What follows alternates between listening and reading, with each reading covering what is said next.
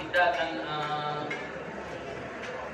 memasuki kelompok pertama yang di luar Ahlussunnah wal Jamaah, yang di Aceh disebut dengan salib Buddha. Jadi kalau di luar Aceh mungkin tidak ada penamaan dengan salib Buddha, karena salib Buddha khusus nama di Aceh.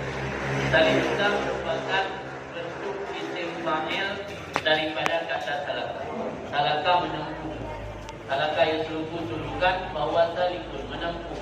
Orang yang menempuh jalur, orang yang menempuh melakukan perjalanan spiritual untuk mendekatkan diri kepada Allah, namanya salik.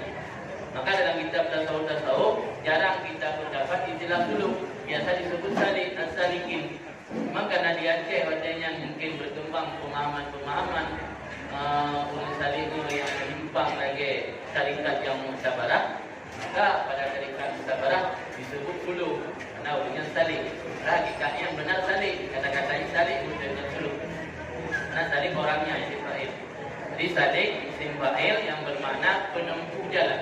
Artinya penempuh jalan untuk menuju mendekatkan diri kepada Allah. Atau kalau dalam kitab hikam, kalau kita mengaji hikam disebut sair, orang yang berjalan menuju kepada pendekatan diri kepada Allah. Bila sudah sampai disebut dengan wasilin, orang yang kacau. Yang sairin atau sadikin orang yang hendak berjalan.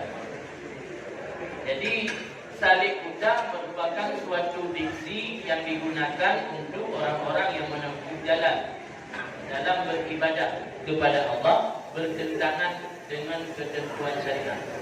Maka karena tidak lurus jalannya bertentangan dengan syariat, maka disebut Buddha. Berarti penempuh jalan tersebut Buddha, tidak bisa melihat mana yang hak, mana yang batil. Maka disebut dia dengan salik Buddha. Artinya penempuh jalan yang tidak mampu melihat arah yang benar. Dia menempuh jalan yang salah sementara matanya buta dan tidak mampu melihat kesalahan. Bahkan terkadang ditambah lagu, ditambah lagi salah lirik, mohon maaf.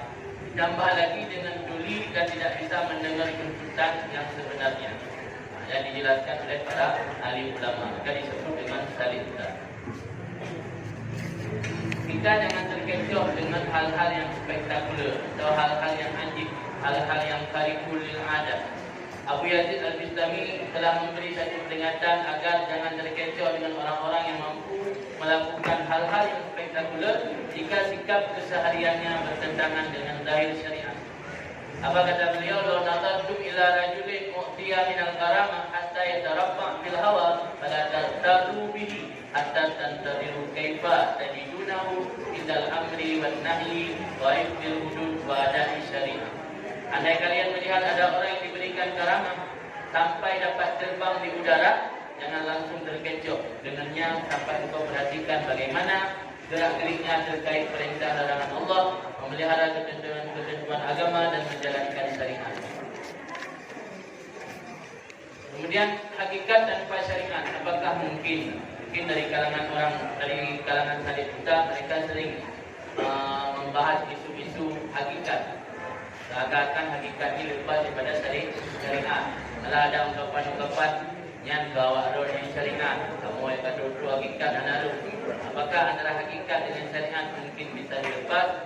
Di antara hal asas yang penting dipahami adalah tentang adanya hubungan yang erat antara syariat, tarikat dan hakikat. Jadi tidak mungkin seseorang yang tanpa mempelajari ilmu syariat lalu tiba-tiba mendakwa dirinya telah sampai ke maqam hakikat.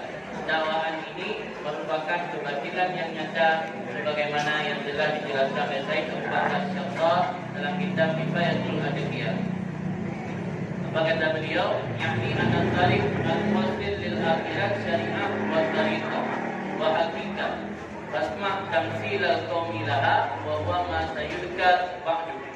Wa'alam rahimakallah annahu la budda li tariqil akhirah min al-jama' baina hadhihi thalatha wa 'adami al-ta'fil li shay'in minha. Wa dhalika li'anna al-haqiqah bila syariah batilah wa syariah bila haqiqah 'adilah.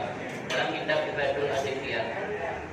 Jalan untuk menyampaikan akhirat adalah syariat, tarikat dan hakikat. Maka dengarkanlah perumpamaan sebagian ulama baginya sebagaimana penjelasan setelah ini.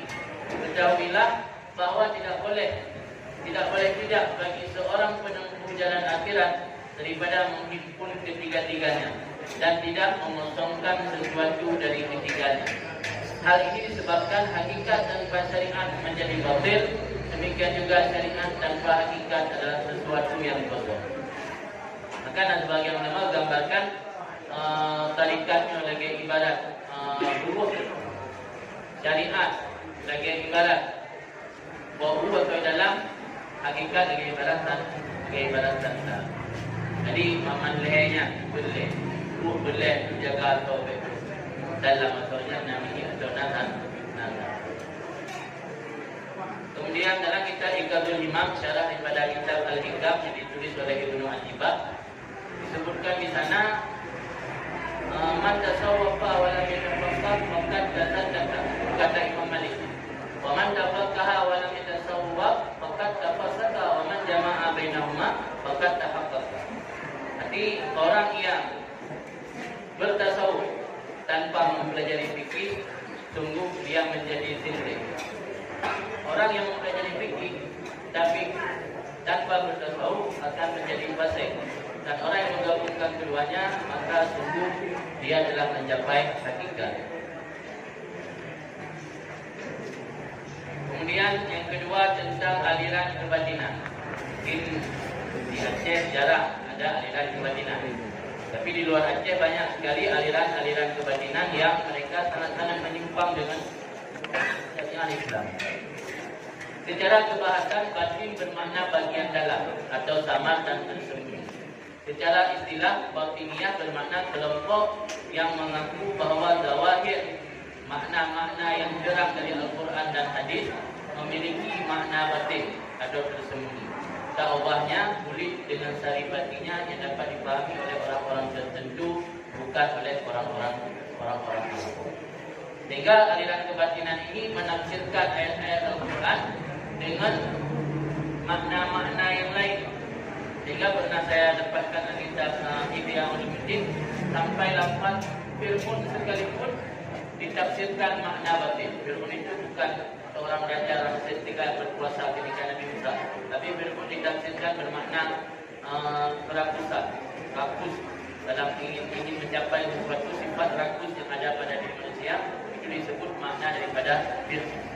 Siapapun yang memiliki sifat rakus berarti dia Fir'aun. Padahal telah ada secara riwayat mutawatir bahwa Fir'aun yang maksud dalam ayat itu adalah salah seorang raja yang pernah berkuasa di era Nabi Musa. Inilah contoh-contoh daripada tafsir batin.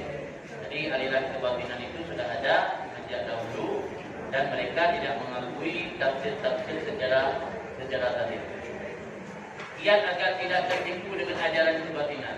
Kiat agar tidak tertipu dengan ajaran kebatinan adalah menjadikan ketentuan syariat sebagai neraca untuk menilai kebenaran.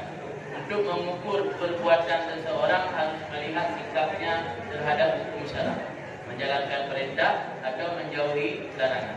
Hal ini sebagaimana dijelaskan oleh Izzuddin bin Abi Salam dalam kitab Qawaidul Kubra. Jadi dalam supaya kita tidak terkecoh dengan aliran kebatinan, lihat apa yang mereka sampaikan bertentangan tidak dengan syariat. Kalau bertentangan berarti kita tinggalkan, kalau tidak bertentangan kita ikuti. Kemudian selanjutnya ada juga aliran disebut dengan Wahabi. Wahabi yang dinisbatkan kepada Wahab, Muhammad bin Abdul Wahab. Wahabi merupakan suatu aliran yang dinisbatkan kepada Muhammad bin Abdul Wahab yang memiliki ideologi yang ekstrim, yang mudah mengkafirkan bahkan menghalalkan darah sesama umat muslimin. Untuk memahami bagaimana pandangan ulama terhadap aliran ini, marilah kita perhatikan beberapa rujukan berikut.